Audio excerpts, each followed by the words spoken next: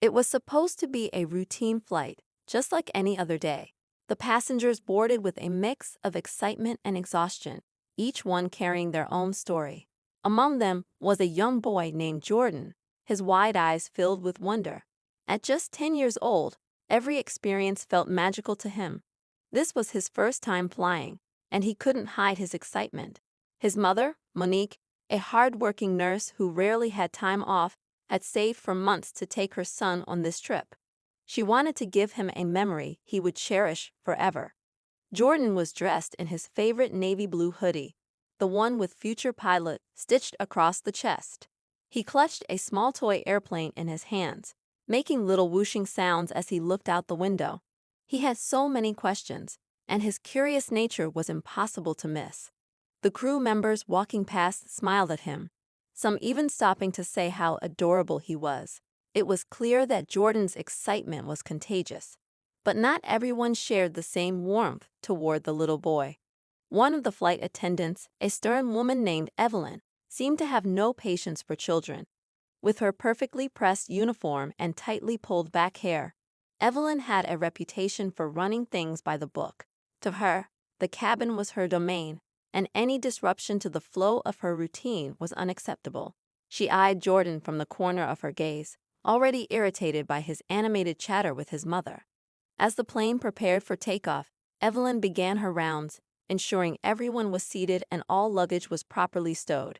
When she reached Jordan and Monique's row, she stopped abruptly.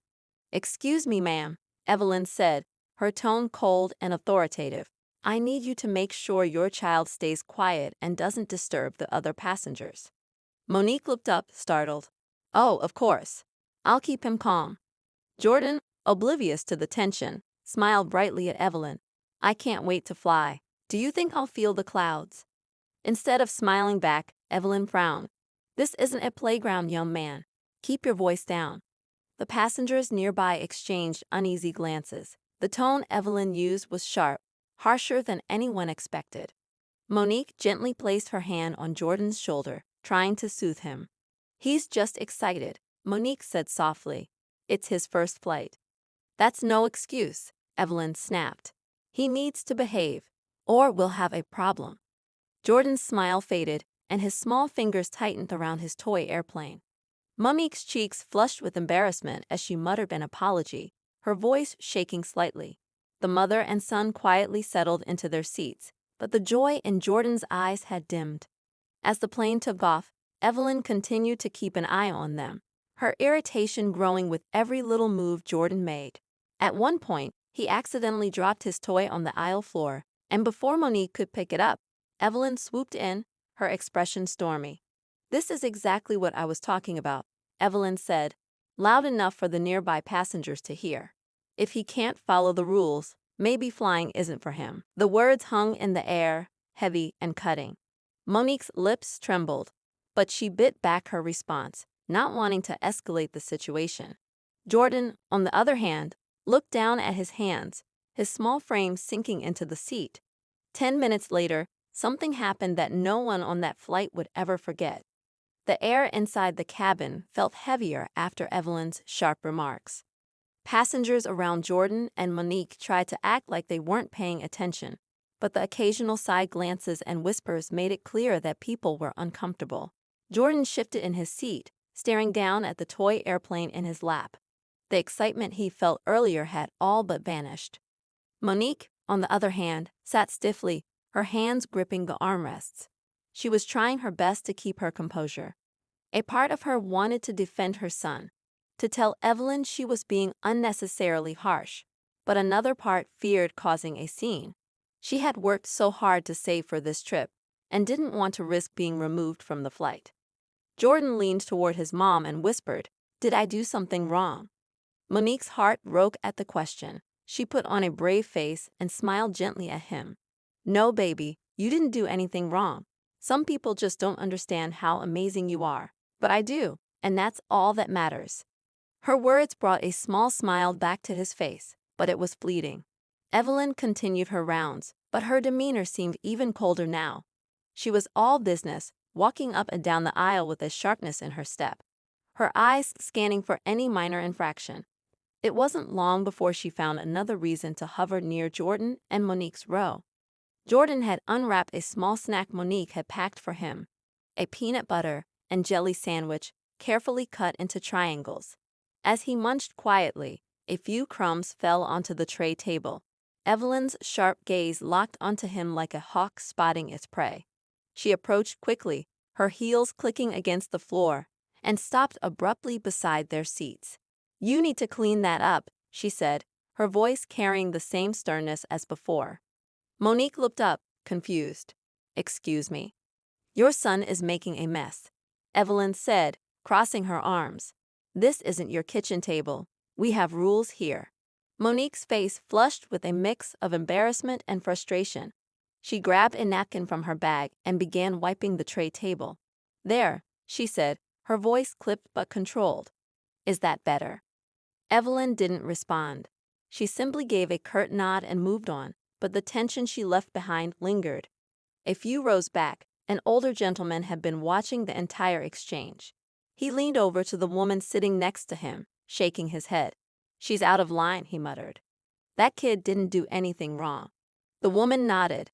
"It's like she's looking for reasons to pick on them," she whispered back. The murmurs among the passengers grew louder. Some people were clearly on Monique and Jordan's side, while others stayed silent, unsure of whether to get involved.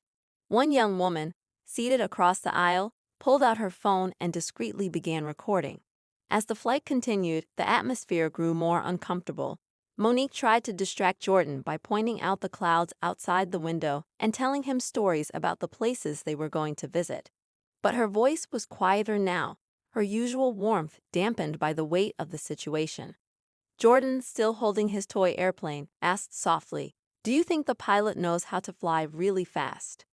Monique smiled despite everything. "Oh, I'm sure they do. But we're safe right here, going just the right speed."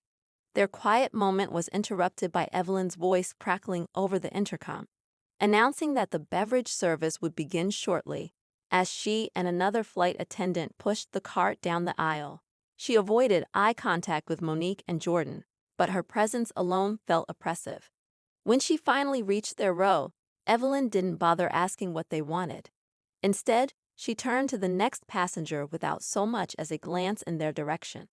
The slight wasn't lost on Monique, who felt her chest tighten with frustration. "Excuse me," Monique said, her voice calm but firm. Evelyn paused, looking at her with raised eyebrows. "Yes?" "We'd like some water, please," Monique said, keeping her tone polite despite the anger bubbling beneath the surface. Evelyn hesitated, as if debating whether to comply. Finally, she reached for 2 small bottles of water and handed them over without a word. "Thank you," Monique said, her voice steady but pointed. The interaction was brief, but it felt like a small victory for Monique. She hoped it would be the last time Evelyn targeted them during the flight, but deep down, she doubted it. Meanwhile, the young woman who had been recording earlier continued to capture snippets of the exchanges. She couldn't believe what she was seeing. It wasn't just the words Evelyn used. It was the way she carried herself, the disdain practically radiating from her every move. The woman knew she couldn't stay silent, not when something so unfair was happening right in front of her. As the plane cruised through the sky, the tension between Evelyn and Monique simmered, unspoken but undeniable. Every time Evelyn passed their row, Monique felt her muscles tense, racing for another comment or confrontation. Jordan, sensing his mother's unease, stayed as quiet as possible, his earlier enthusiasm now replaced with a cautious silence. But then, something unexpected happened. A young boy sitting 2 rows ahead accidentally spilled his cup of juice on the floor. The liquid spread quickly, dripping onto the shoes of the passenger next to him. The boy's mother apologized profusely, grabbing napkins to clean up the mess. Evelyn was there in an instant, but her response was starkly different this time. She crouched down, speaking to the boy in a soft, reassuring tone. "It's okay, sweetheart," she said, handing him a few extra napkins. Accidents happen. Monique watched the scene unfold, her jaw tightening. The contrast in Evelyn's behavior was impossible to ignore. Why was she so kind and understanding with that boy, but so harsh and unforgiving with Jordan? The answer seemed obvious. But Monique didn't want to believe it. The passengers around her noticed too. More whispers filled the cabin, and the atmosphere grew heavier with unspoken judgments. Monique could feel their eyes on her and Jordan, a mix of sympathy and outrage. As the plane began its descent, Evelyn's voice came over the intercom again, instructing passengers to return their seats to an upright position and fasten their seatbelts. Monique did as she was told, her movements mechanical. She just wanted this flight to be over. But little did she know, the most dramatic part of the journey was yet to come. As the plane began its descent, the cabin seemed quieter than usual. Though the quiet wasn't peaceful, it was tense. Monique stared out the window, trying to focus on the patchwork of fields and roads coming into view below. She felt a mixture of relief and dread. Relief that the flight would soon be over, but dread at the lingering weight of what had happened. Jordan leaned into her side, resting his head against her arm. "Are we almost there, Mom?" he asked softly, his voice carrying a hint of exhaustion. "Almost, baby," she replied, smoothing his hair. "Just a little longer." Around them, passengers adjusted their belongings and prepared for landing, but the atmosphere remained charged.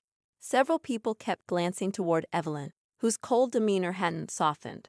Her sharp eyes scanned the rows, making everyone feel like they were under scrutiny. Monique tried to distract herself by going over their plans for the trip. She had saved for so long to make this a reality, a getaway to visit family in another state and take Jordan to a nearby amusement park he'd been dreaming about. This was supposed to be a joyful escape from their routine, a memory they could both cherish. Yet, here she was, feeling humiliated and drained before they even landed. Behind her, the young woman who had been recording earlier quietly reviewed the footage on her phone. She couldn't believe what she captured. The stark contrast in Evelyn's behavior toward Jordan compared to other passengers was glaring. She considered whether she should say something or wait until they landed. For now, she decided to bide her time. A few rows up, the older gentleman who had been watching earlier was equally unsettled.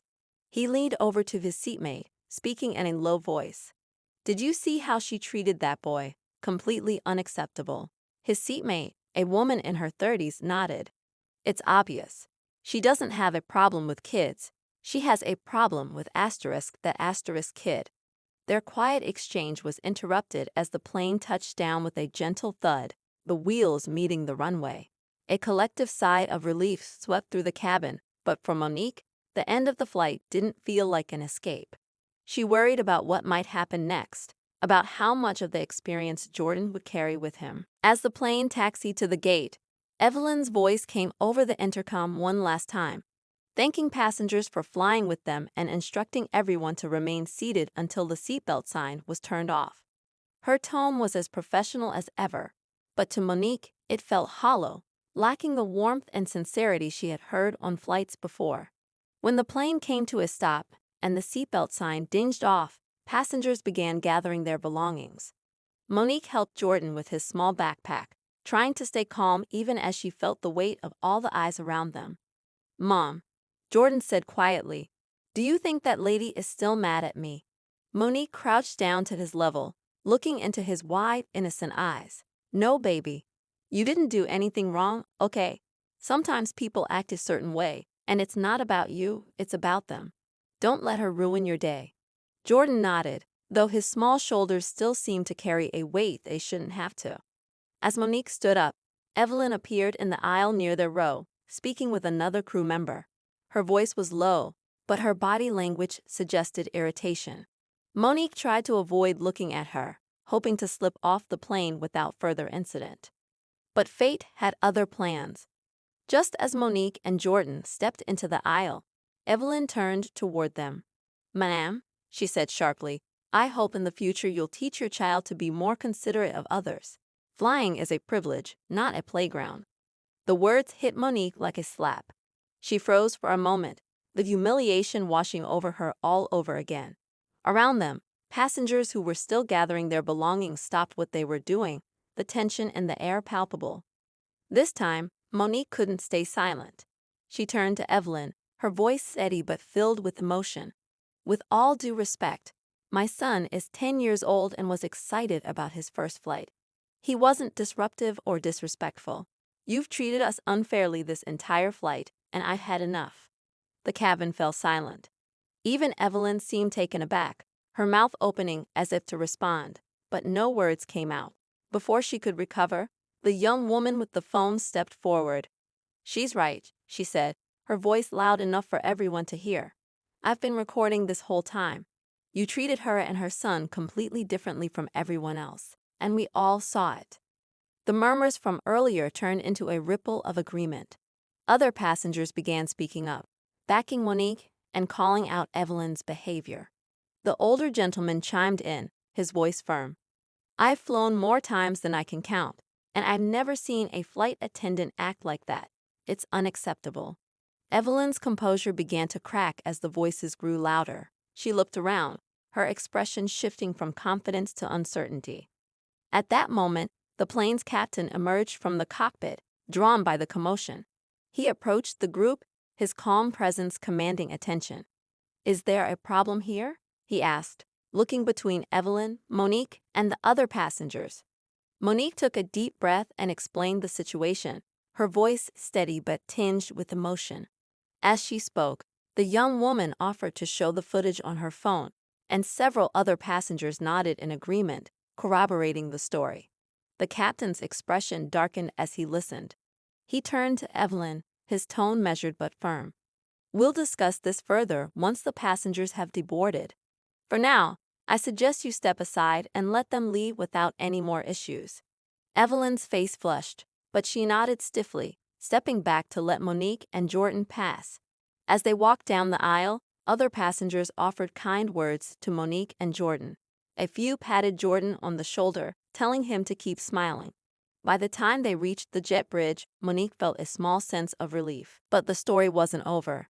In fact, it was just beginning. Monique held Jordan's hand tightly as they walked up the jet bridge, the echoes of the passengers' supportive words still ringing in her ears. She felt a mix of emotions, relief that others had noticed Evelyn's behavior, anger at how her son had been treated, and anxiety over what might happen next. Jordan stayed close to her side, his small hand clutching hers like a lifeline. "Mom, why were those people being nice to us at the end?" Jordan asked softly, his voice filled with confusion. Monique looked down at him, her heart aching for his innocence, because they saw what happened. "And they knew it wasn't fair," she said. "Sometimes people do the right thing when it matters most." Behind them, the plane had emptied quickly, but the tension still hung in the air. Evelyn had been called aside by the captain, who spoke to her in a low voice. Passengers who had lingered nearby caught glimpses of the conversation, and though they couldn't hear the words, the captain's serious expression made it clear that he wasn't taking the situation lightly. As Monique and Jordan entered the terminal, the young woman with the phone caught up to them. "Hey," she said, her tone kind but urgent. "I just wanted to let you know I've got everything on video. If you need it for anything, I'm happy to share." Monique hesitated, unsure of what to say. "Thank you," she finally replied. "I don't know what I'll do yet, but it means a lot that you recorded it." The woman smiled reassuringly. "It's no problem. People need to see what really happened." As they spoke, a few other passengers passed by, offering words of encouragement. One man handed Monique a business card, explaining that he was a lawyer and could provide advice if she needed it. Another woman told her she'd witnessed the entire flight and would gladly give a statement. The support was overwhelming, and for the first time since boarding the plane, Monique felt a flicker of hope. Still, her heart raced as she thought about the confrontation with Evelyn and what it could mean for her and Jordan. Meanwhile, back on the plane, Evelyn's conversation with the captain had taken a serious turn. "This isn't the first time I've had complaints about your behavior," he said, his voice low but firm. "But this time, it's not just one or two passengers. Half the plane seems to have something to say about how you handled this situation." Evelyn's expression was a mixture of frustration and disbelief. "Captain, I was just doing my job. That boy was being disruptive." "Enough," the captain interrupted, his tone leaving no room for argument. "We'll address this formally, but I need you to understand something right now. You represent this airline. and the way you treated that family was unacceptable. Do you understand?" Evelyn pressed her lips together, her cheeks flushed. She nodded stiffly, though her eyes betrayed her anger. By now, word of the incident had spread among the airport staff. As Monique and Jordan approached the baggage claim area, they noticed a small group of people gathered nearby, some airline employees, others passengers who had deboarded ahead of them. Whispers passed through the group as they approached, and Monique could feel the weight of their attention. "Mom," Jordan said nervously, "why is everyone looking at us?" "It's okay, sweetheart," Monique replied, squeezing his hand. "Just keep walking." But before they could pass unnoticed, one of the airline supervisors stepped forward.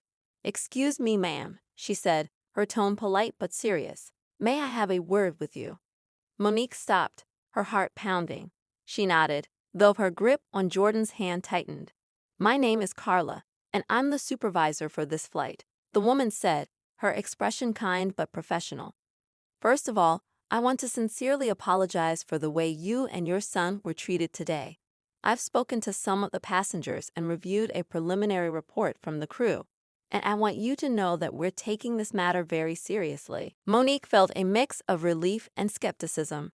"Thank you," she said cautiously. "But what does that mean exactly?" Carla glanced around, noticing the growing crowd. "Would you mind stepping into the office with me? I'd like to speak with you privately and get your side of the story." Monique hesitated, but the kindness in Carla's eyes reassured her. She nodded and followed the supervisor, keeping Jordan close by her side. Inside the small office, Carla gestured for them to sit down. She offered Jordan a juice box from a mini fridge in the corner, which he accepted with a shy smile. Now Carla began, sitting across from them. "I want you to feel comfortable sharing anything you feel is important. We're here to listen and make things right." Monique took a deep breath and recounted the entire flight, from the moment Evelyn first spoke to them to the final confrontation before deboarding. As she spoke, Carla listened intently, taking notes and nodding occasionally. When Monique finished, Carla sighed. "I'm deeply sorry you had to go through that," she said. "Our staff is trained to provide excellent service to all passengers, and what you experience falls far below our standards." "What's going to happen to her?" Monique asked, her voice calm but firm. Carla hesitated for a moment before replying. "I can't discuss personnel matters in detail, but I can tell you that we'll be conducting a thorough investigation. Based on what I've already heard and seen, there will be consequences." Monique nodded, her expression unreadable. She wanted to feel reassured, but a part of her remained guarded. As they left the office, Monique couldn't shake the feeling that this wasn't the end of the story. There were too many unanswered questions, too many unresolved emotions. And as they walked toward the baggage claim, a voice called out behind them. It was the young woman with the phone, her face alight with determination. "Hey, I just posted the video," she said. "People need to see what happened, and I think they'll want to hear your side too." Monique froze, her heart pounding once again. She wasn't sure what to make of the woman's decision, but one thing was clear. The ripple effects of what had happened on that flight were only just beginning. Monique's steps faltered as the young woman's words sank in. The video was posted. The incident that had been confined to the narrow cabin of an airplane was now potentially in front of thousands, possibly millions, of people. She turned to face the woman, a mix of gratitude and apprehension swirling in her chest. "Posted?" Monique asked, her voice low, careful not to alarm Jordan, who was now distracted by the carousel of luggage.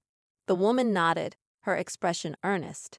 "I thought about it for a while, but people need to see how wrong this was. This isn't just about you and your son. It's about how often stuff like this happens and gets swept under the rug." Monique's stomach churned. She appreciated the woman's intentions, but the thought of her and Jordan becoming the center of a public conversation made her uneasy. "I understand why you did it," Monique said carefully. I need some time to process this." The woman nodded sympathetically. "I get it. But if you decide to speak out, the video's there, and a lot of people are already reacting." She handed Monique a piece of paper with her contact information. "Reach out if you need anything." Monique tucked the paper into her pocket, her mind racing. She hadn't asked for this attention, and yet now, it seemed unavoidable. Jordan tugged at her arm, pulling her attention back to him. "Mom, is that our suitcase?" he asked, pointing to a bright red bag looping around the conveyor belt. "Yes, it is," Monique replied, forcing a smile as she guided him toward the carousel. They retrieved their luggage, and Monique tried to focus on the next steps, getting to their hotel, settling in, and moving forward with their trip. But as they left the terminal, Monique's phone buzzed in her pocket. She pulled it out to see a flood of notifications from social media. Somehow, the video was already gaining traction, and her name was being tagged in posts. Her pulse quickened as she skimmed the comments, some supportive, others questioning the full story, and a few outright hostile. One comment, in particular, caught her attention. Asterisk, "This is bigger than just one bad flight attendant. It's a systemic issue. We need answers." Asterisk. The words resonated with her, but they also added to the weight on her shoulders. Monique wasn't sure if she was ready to carry the responsibility of speaking out. Yet the narrative was already spinning beyond her control. Back at the airline's office, Evelyn sat in a starkly lit room, her nerves frayed as Carla, the supervisor, reviewed the details of the incident. Evelyn had maintained a defensive stance, insisting that she'd only been enforcing rules. "I've been with this airline for years," Evelyn said, her voice tight with frustration. "I know how to handle passengers. This has all been blown out of proportion." Carla folded her arms, her expression unreadable. "This isn't about your tenure, Evelyn. It's about how you represented this company today. I've reviewed the footage, and I have to tell you, it doesn't look good." Evelyn's composure faltered. "Footage?" "Yes, a passenger recorded parts of the flight," Carla said evenly, "and it's already circulating online. We'll be conducting a thorough investigation, but I need you to understand the gravity of the situation. This isn't just an internal matter anymore." Evelyn sat back in her chair, her mind spinning. She hadn't anticipated this level of scrutiny, and for the first time, she began to realize that her actions might have far-reaching consequences. Elsewhere, in a modest hotel room, Monique and Jordan settled in for the night.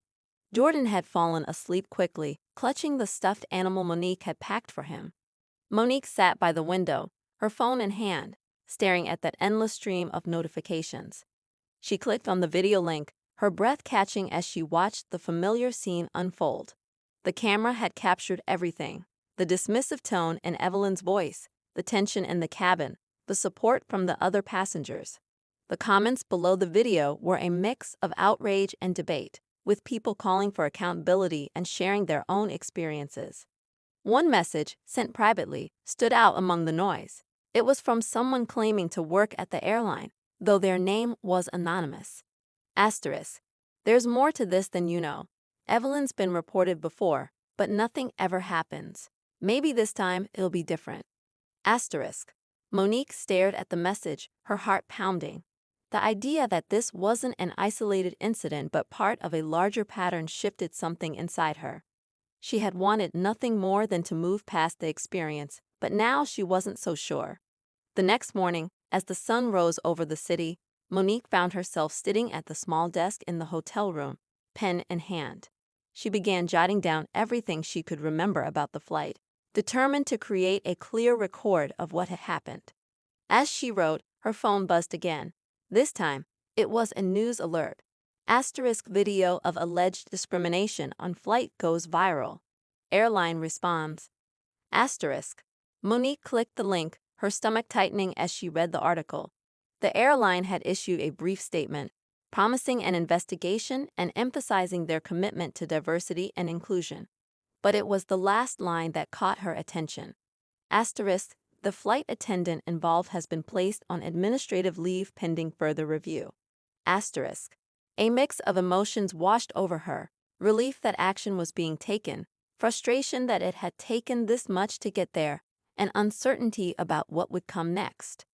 As she set down her phone, Jordan stirred in his bed, blinking sleepily. "Mom, are we still going to the park today?" Monique smiled, her resolve strengthening. "Yes, we are. But first, there's something I need to do." She reached for her phone again, scrolling through her contacts until she found the number for the young woman who had recorded the video. Taking a deep breath, Monique pressed call, ready to take the next step in a story that was far from over. Monique's heart raced as the young woman picked up the call. Her voice was calm, but filled with determination. "I wasn't sure if you'd call," the woman said. "Have you decided to speak out?" Monique hesitated. She glanced at Jordan, who was now playing with his toy airplane, blissfully unaware of the storm brewing around them. She knew this wasn't just about her and her son anymore. It was about standing up against something bigger. "Yes," Monique finally said. "I think it's time." The woman sounded relieved. "Good. I've been contacted by a journalist who wants to cover the story. They're reputable and have experience with cases like this. I think they could help you get your voice out." Monique agreed to speak with the journalist, and within hours, she was sitting in a quiet cafe across from a reporter named Sarah. Sarah was empathetic, asking thoughtful questions and giving Monique the space to tell her story in her own words. As Monique recounted the events of the flight, Sarah's pen moved quickly across her notebook. By the end of the interview, Monique felt a weight lift off her shoulders. She wasn't sure what would come of the story, but for the first time, she felt like she was taking control of the narrative. The next morning, the article was published, complete with the video embedded for context. It went viral almost instantly. The headline read, "Mother and son's flight nightmare sparks call for airline accountability." The piece painted a clear picture of the incident while tying it to broader issues of systemic bias in customer service industries. As Monique read through the comments on the article, she noticed an outpouring of support from people who had faced similar situations. But there was also backlash, some accusing her of exaggerating the story, others defending Evelyn. One comment, however, stood out. "I used to work with Evelyn. This doesn't surprise me. She's been like this for years, but management always looked the other way. Maybe now they'll listen." Monique shared the comment with Sarah, who began digging deeper into Evelyn's history with the airline. What she uncovered added a shocking twist to the story. Evelyn had been the subject of multiple complaints over the years, many alleging discriminatory behavior, but each case had been quietly dismissed. Internal documents leaked to Sarah revealed a pattern of inaction from the airline's management, who had prioritized avoiding bad press over addressing the real issues. Sarah published a follow-up article, exposing the airline's cover-ups and sparking a wave of outrage. The story was picked up by national news outlets, putting immense pressure on the company to respond. Days later, the airline held a press conference. The CEO took the stage, visibly uncomfortable but determined to address the growing scandal.